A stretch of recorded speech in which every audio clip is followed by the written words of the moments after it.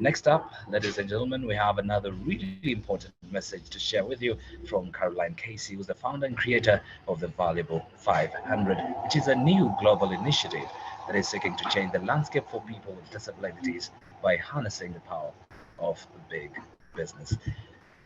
All right, we'll get to that video from Caroline. Thank you. This is Caroline Casey. She has a long blonde hair with a fringe. She's wearing a floral blouse and she's talking to you. Hi, my name is Caroline Casey and I'm the founder of the Valuable 500, which is the world's biggest CEO collective driving disability inclusion through business leadership and opportunity. We cannot have inclusive countries or an inclusive society if we do not have inclusive business. Inclusive business creates inclusive societies. What business values, society will value. Disability exclusion for the 1.3 billion people globally is such a huge task. It cannot be resolved by governments and policymakers and charities alone. It needs the most powerful force on our planet, which is business. And that is for business to recognize the value of people with disabilities and their families, not only as talent and employment, but as suppliers and as customers and as insight for innovation. In creating Inclusive Africa, we need to have an inclusive African business ecosystem. With the Valuable 500 companies, we only have a very few who are headquartered in the continent of Africa. However, we have so many of our Valuable 500 companies who have a presence in the countries of Africa. The Valuable 500 represents 20 million employees globally.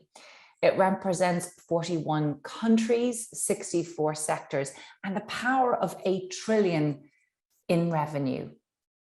What we are encouraging our Valuable 500 companies who are headquartered outside our African countries is to link in on the ground in Africa to see what inclusive business looks like there.